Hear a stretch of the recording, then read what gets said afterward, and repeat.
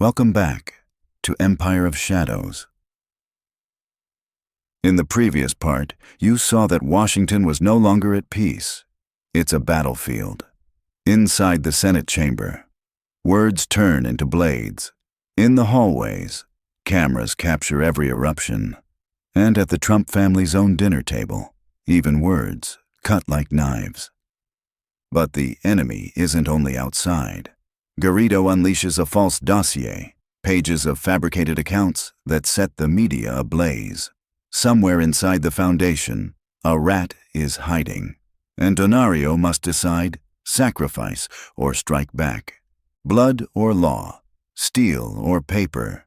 Every move could tilt the entire board of power. And if your pulse is quickening, just listening to this, drop a click, a heart, or a like. Your choice. It won't save any character in this story, but it will keep this tale alive, burning stronger into the chapters ahead. Now, step into Part 7, Blades of Silence, where the Trumps face not only their enemies in the streets, but the shadows lurking inside their own house. Washington woke under a gray morning. The sky sagged heavy, like a shroud draped over the Capitol dome. On the steps, the crowd split into two seas. Banners waved, placards stabbed the air. One side roared, "Justice for the Foundation! Trump saves lives!" The other side screamed back, "Foundation equals cartel! No more lies in Congress!" The chants collided, echoing down Constitution Avenue. Anger against anger. A storm of voices battering marble walls. Cameras flashed at the barricades. Journalists shouted into microphones, hair whipped by wind. Every lens hungry, every mic thirsty for blood. Then the limousine pulled up. The door opened.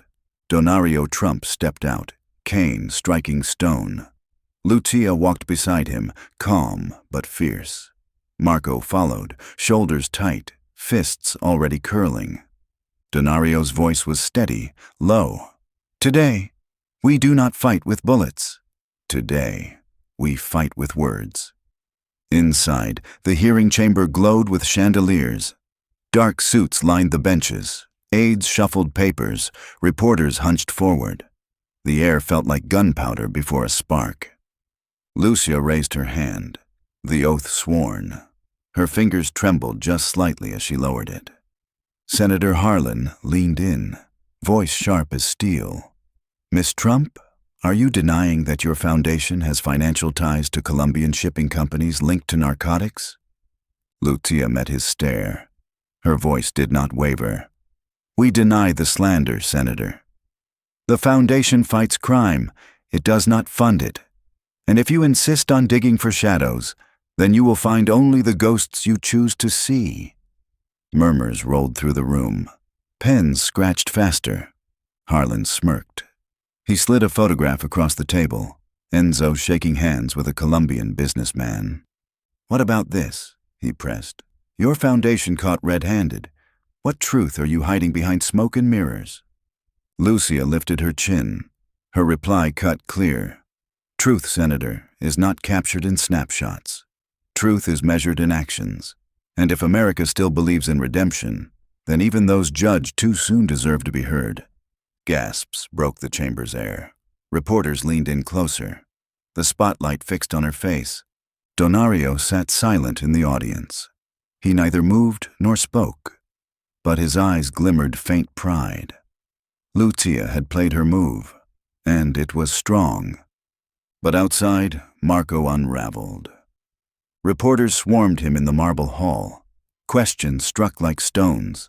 One voice pierced. "Marco, isn't your father just another cartel boss in a suit?" His eyes flared. He leaned close, voice a growl. "You want to smear the Trump family?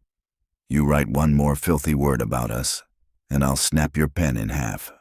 The man barely breathed before Marco's hand closed on his throat, slamming him into the wall. Flashes burst, cameras devoured the violence. Guards wrenched Marco back, but the moment was already captured.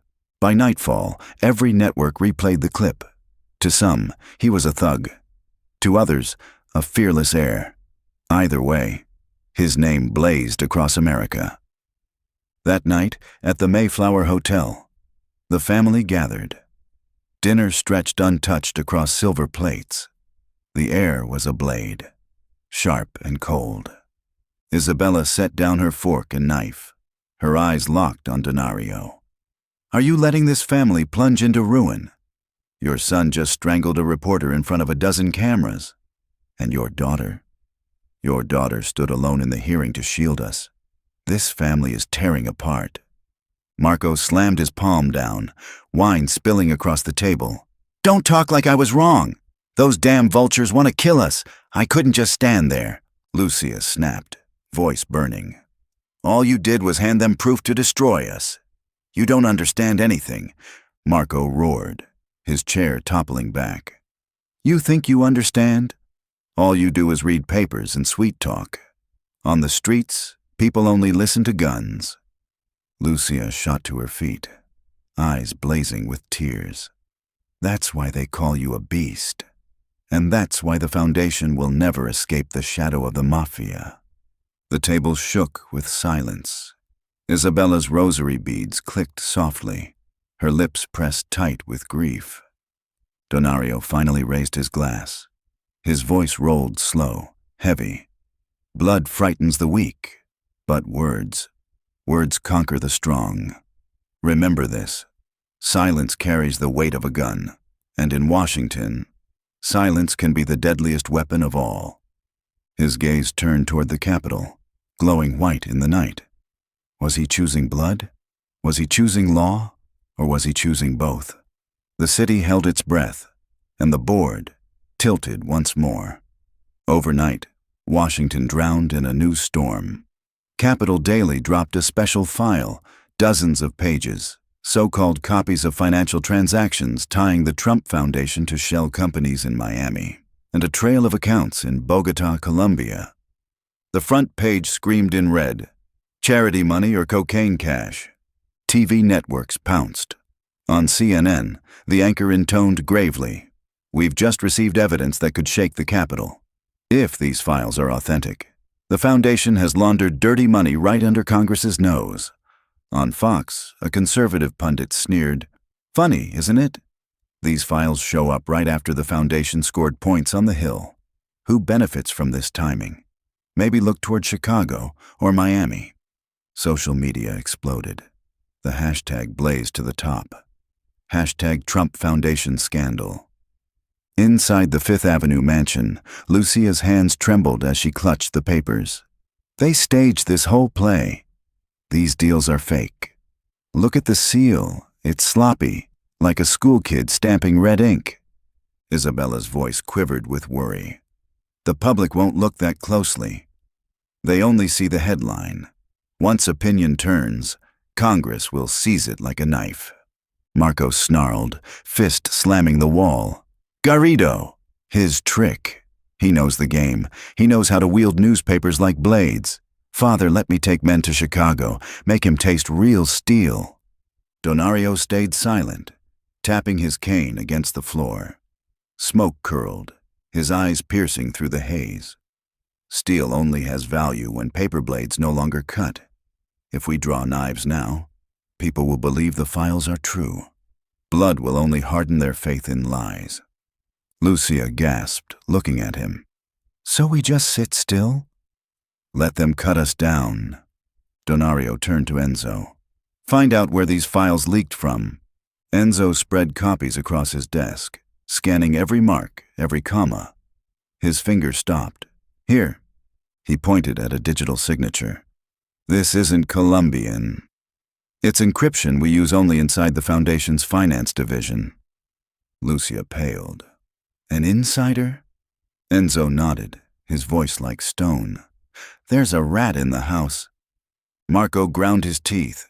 Who? Who dares betray father? Enzo raised his eyes toward Donario. We move carefully. If we rush, we show our hand. Let the rat believe it's winning. Then, we catch both rat and cheese. Donario closed his eyes.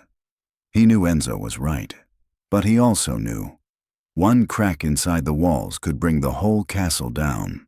The next day, in Congress, Senator Harlan filed a motion to expand the investigation, waiving the leaked documents. Reporters swarmed the chamber, cameras flashing like lightning. Harlan's voice boomed. "This is proof that the Foundation isn't just a cover. It is an arm of the Colombian cartels." Lucia rose, her voice cutting sharp. "Senator, have you had these papers independently verified? Or are they just a stack of unverified pages? Does Congress want to become Chicago's megaphone?" Murmurs rippled through the chamber. Some lawmakers glanced at each other, doubt flickering in their eyes. Harlan's face hardened, palm striking the desk. "This young woman dares insult Congress?" Lucia didn't blink. "I speak only truth. If Congress condemns based on forged papers, then Congress itself has been bought." Cameras locked on her face. Half the country cheered, half seethed. That evening, political talk shows dissected every word. Some called her Trump's warrior daughter. Others mocked Mafia princess lecturing Congress. Marco sat in front of the TV, crushing a beer can in his hand. "She fought them all alone." Enzo set a hand on his shoulder. "And she fought well. But one alone is never enough. If we don't find the rat, your sister will break." Behind them, Donario's voice rumbled. "No, she will not break. She's learning to wield words instead of guns. But we must still keep guns ready. When law runs dry, blood will flow." In the basement that night, Donario sat in darkness, cigar glowing red. Enzo laid out a map of accounts. "A small transfer," Enzo said, his tone like lead. "From the Miami Relief Fund. Only tens of thousands, but it matches the forged chain. The rat bit here." Donario's cane struck the floor. His eyes gleamed cold. "Sacrifice a piece. Let Washington believe we're cleaning house. Toss a pawn, and the real knight will show its head." In the basement that night, Donario sat in darkness, cigar glowing red. Enzo laid out a map of accounts. "A small transfer," Enzo said, his tone like lead. "From the Miami Relief Fund. Only tens of thousands, but it matches the forged chain." The rat bit here. Donario's cane struck the floor. His eyes gleamed cold. "Sacrifice a piece. Let Washington believe we're cleaning house. Toss a pawn, and the real knight will show its head." Lucia's eyes widened. "Father, who will you sacrifice? If we hand someone over, they'll call it an admission of guilt." Donario's voice sank low. "Sometimes, you feed the enemy a scrap. While it chews, you press the knife against its throat." 2 days later, the Foundation announced the dismissal of Victor Salerno, a Miami accountant, handing him to investigators under charges of abuse of position and falsification. Headlines erupted. "Trump Foundation cooperates, purges traitor." Before cameras, Harlan sneered. "A scapegoat? But we'll dig deeper in Chicago's shadows." Garrido slammed his desk. "Damn him, the old wolf knows how to play." Santos growled back.